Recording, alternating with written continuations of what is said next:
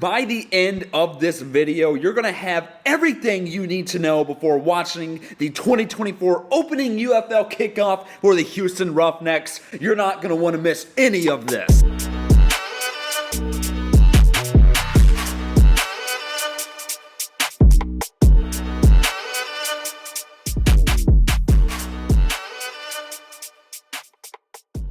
What's good, Roughnecks fans, and welcome back to the Rough 'em Up podcast. I'm your host, Colin Watkins. Thank you so much for watching.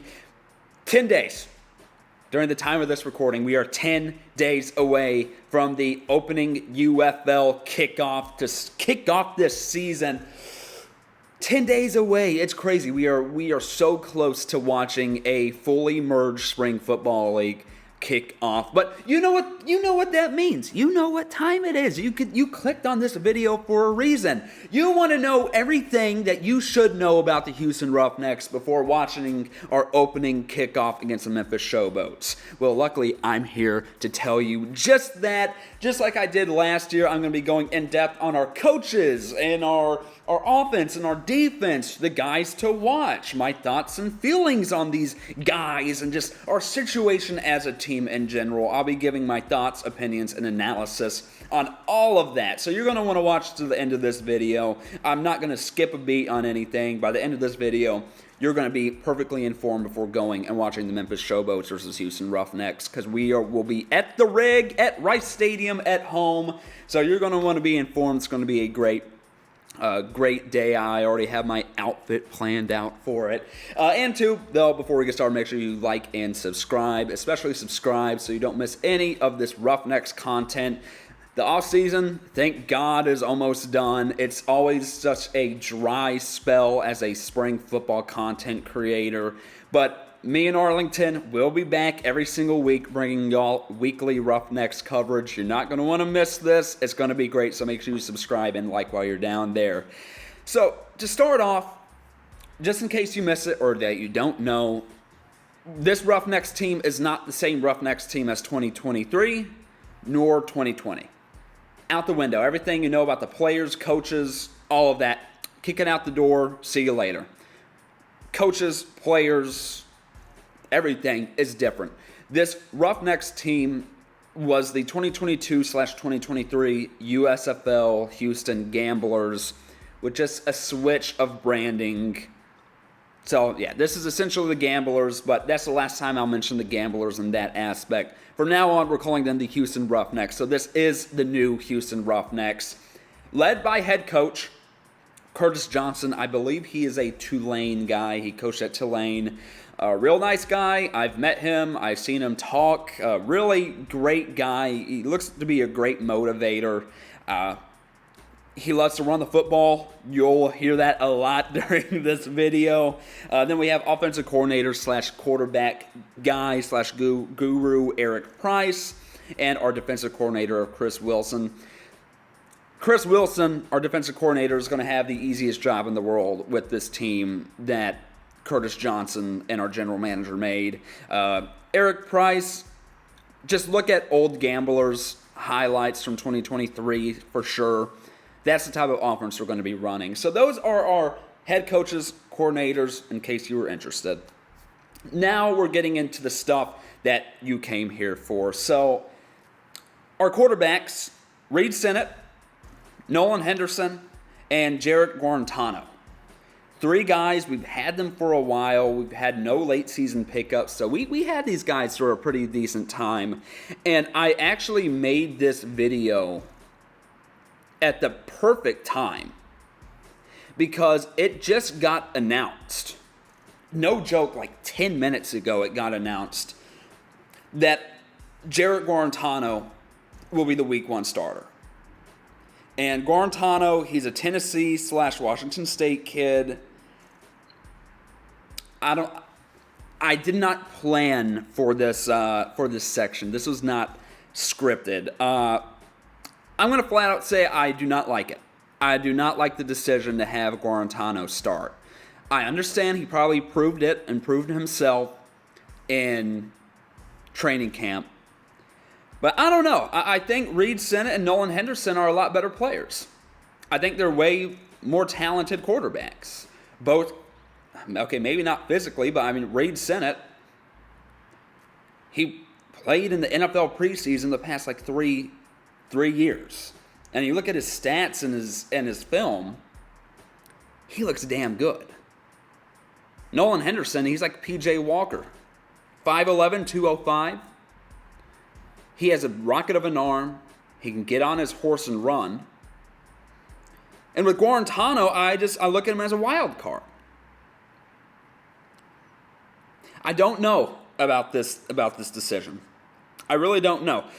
Coach Johnson said he has a huge arm. He has a real strong arm. But everything else I've seen on him says otherwise.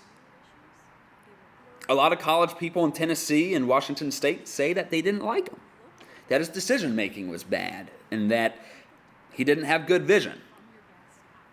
That's all I'm going to say about that. I was going to go really in-depth about all of these quarterbacks, but I sort of just gave it to you there. I don't know. I may just be overreacting, but I was not expecting Jarrett Guarantano to be the starter week 1 for the Houston Roughnecks. I was thinking Reed was going to be the starter with Nolan Henderson as QB2 and Guarantano as QB3. It literally is flipped. Henderson is still quarterback 2, but Reed Sennett is confirmed to be the quarterback 3 of this team. Talk about flipping the script right before filming. So I don't know. I think we probably will see all 3 of these guys at some point because Nolan Henderson and Reed Sennett, they have the talent to start in this league. I'll touch on that later. Running back-wise, getting away from sort of a somber segment to this. For the running backs, you just need to know one name, and that's Mark Thompson out of Florida. I mean, this comes as no surprise. With Abram Smith out with the torn ACL, that just pretty much leaves Mark Thompson as the most talented and best running back in the whole UFL. No doubt about it. He is the best running back in the UFL. He's going to be the bell cow back for this Houston Roughnecks offense. Coming off an Offensive Player of the Year season with the Gamblers, he's like a all-time leading modern-day USFL record holder. Look at his stats. Look at his film. He backs it all up. I know a lot of people don't like him personally. Like, I don't care how you are personally as long as you can play damn good football. That's how I feel about Mark Thompson, and he can play football pretty damn well. So that's our running backs. We have 2 others, but Mark Thompson is the guy to know. Remember, this is just everything you need to know. I'm not doing a full roster breakdown. Just everything you need to know. And for the running backs, that's Mark Thompson. Next, with the receivers. So, receiving Jarrett Guarantano's passes. We have a pretty talented group of receivers, so I can't go over all of them, even though I really like all of these guys. I really like our receiving core.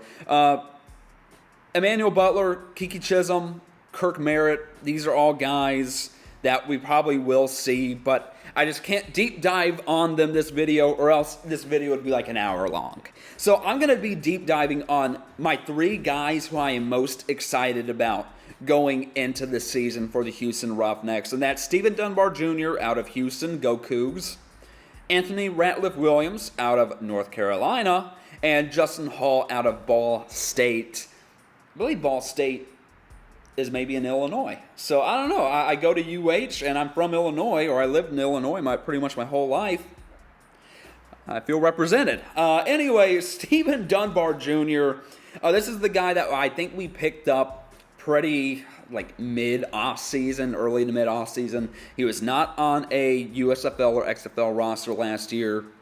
He's a CFL guy. He was with the Edmonton Elks, 6'3", 200 pounds. That stands out to me, a 6'3", 200-pound wide receiver. He doesn't move like he's 6'3", and 200 pounds, right? He does not move like that. He has made some insane catches in the CFL. Hopefully I'll put up some highlights for you right now. Last year he had 39 receptions for 536 yards and 5 touchdowns. He has speed, size, great hands. All you really need in a wide receiver, so he'll be important in the passing game. You'll see him involved a lot. Honestly, if I were the quarterback and I needed a quick third down on maybe a third and medium, third and long, I'm going to Stephen Dunbar. Just throw it in his general direction. He'll catch it. He has the hands and he has the size to do it.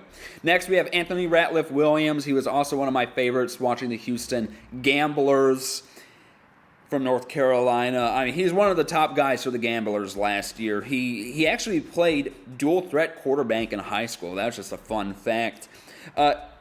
He had eyes on him coming out of the 2019 sort of NFL, like going into the NFL draft in 2019. He had some eyes on him. He was talking to some NFL teams, and obviously, I believe he went undrafted, but still, a team could have taken a chance on him, and I think they would have been just happy. Anthony Ratliff-Williams, he's good. If you haven't seen this guy play, you're going to be in for a treat this season because he uses open space so well. You get him in open space, and he's so crafty. He's a fast downhill runner. He'll make guys miss, and he'll do some big chunk plays off of screen passes or just quick dump-off passes. That's how Anthony Ratliff-Williams is going to be used, possibly and more than likely some downhill looks as well. So Anthony Ratliff-Williams, keep an eye out on him. And then another former gambler in Justin Hall out of Ball State. He got some NFL workouts this offseason, and he offers a lot from the slot. He is a slot receiver. You throw it to him down deep, and he will catch the ball. He'll make plays. Justin Hall is a playmaker. He is a playmaker down the field. And if Guarantano has the great arm that everyone who likes him talks about, throw it to Justin Hall, and you'll get some big touchdowns. So, that's the receivers.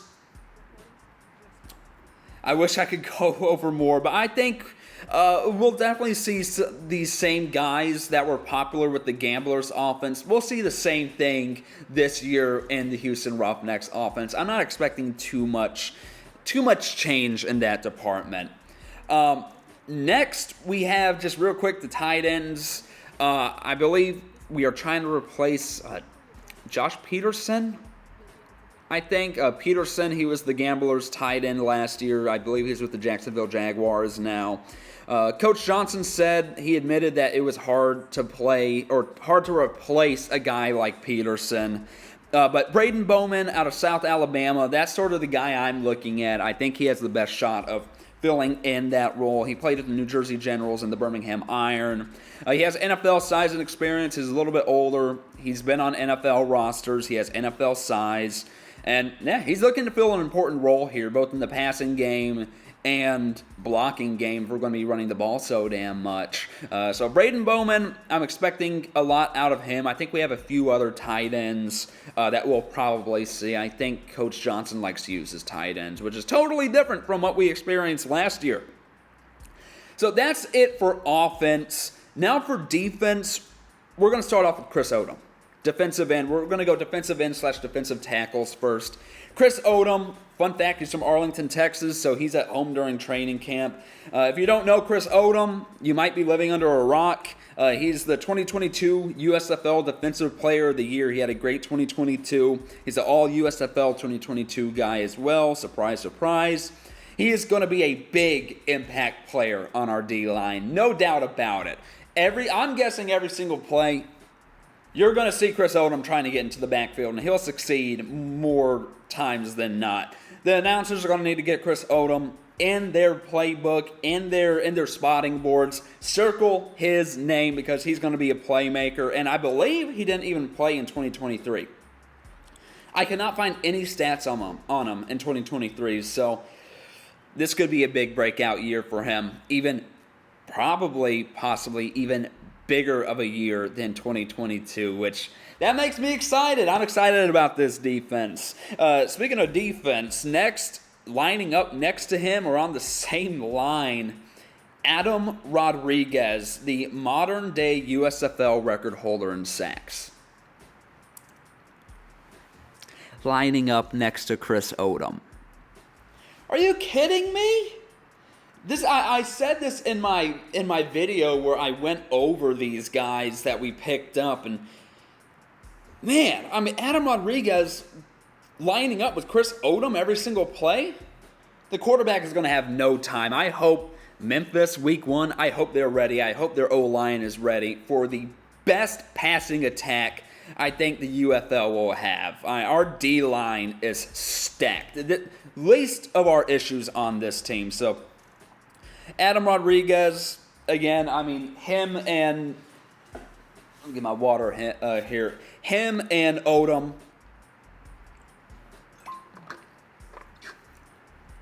X factors every single game. Every single game, they'll be the X factor.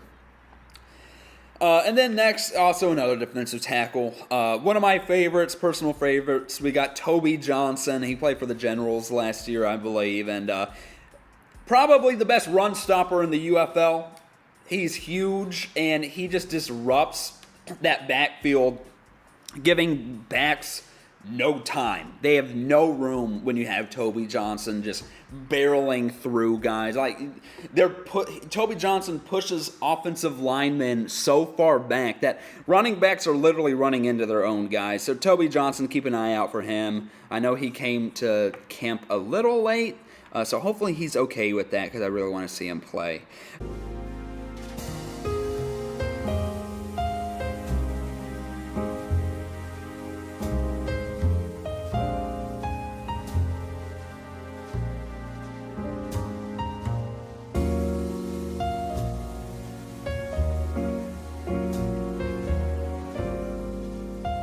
Finally, our last two guys going in almost our secondary. We have Javon Hicks. He was undrafted in 2023 out of Cincinnati. He has raw talent, raw talent, just size and power and agility. He has it. He is physically gifted.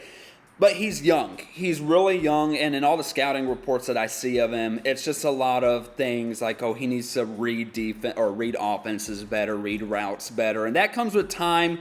He just got undrafted in 2023, so I'm hoping he's on the team for a reason. Obviously, I believe defensive coordinator Wilson and Curtis Johnson, they obviously like him enough to keep him on the team. And I think he can make a big impact in our secondary. So Javon Hicks out of Cincinnati. And then we have, excuse me if I butcher this name, Jyun Tido out of Kentucky State. This sun is, look pretty good, right? I'm kidding.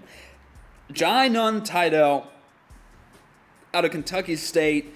I've heard good things about him. He's probably going to fill in as a cornerback role. I've heard his athleticism has been garnering interest from both spring leagues and the NFL for a while now. So Tidell, watch out for him, or Tiddle, I think it's Tidell.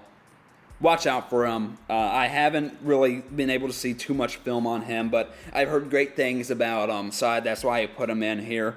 He's just another young guy who's ready to prove himself, because I believe he just got out of college as well. And that's where it comes down to this.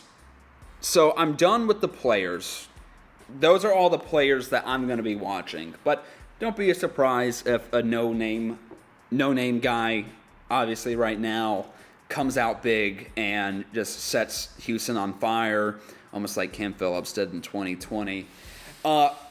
This is what it comes down to, because this is more than likely my final video where I am able to just talk about this team in general and not so much matchup based like it will be with me in Arlington. It comes down to this. If you're still watching, you're going to want to hear this. I'm not going to lie. Out of all three Houston Roughnecks teams that I've lived through and experienced, from 2020, 2023, and now 2024, how should I say this? My expectations for this team are probably the lowest. And that's no hate against Coach Johnson or to any of the players, or to any of the whoever designed this team. That's to no one's fault. Because I will probably be totally wrong in saying this, that I'm not most excited. This team could either be really good or really bad. compared to other rosters, we lack star power. Sure, we have guys like Chris Odum, Mark Thompson, and Adam Rodriguez. But I was looking at the Arlington Renegades roster. And you look down that thing, and it's just playmakers. It's ballers, guys who have proved themselves in spring leagues before. And I feel like with this Houston Roughnecks team, I mean, we have a lot of unproven talent. And that can either be really good or really bad. And I'm hoping it pays off in the end. I am really hoping it pays off in the end. But the fact of the matter is that a large portion of us, of our team, is unproven. Guys who haven't proven themselves in the spring league sphere. And spring league football is different than college ball. We know that. We've seen guys like Aaron Murray. He succeeded in college, but didn't succeed in spring football. But then guys like Luis Perez, Division III guy, or Division II, I can't remember. Guys like him, he succeeds. So you just don't know with spring football. And this Roughnecks team is just a big wild card. It's just a really big wild card. I don't know how our quarterback situation is going to be. I think our defense has us covered.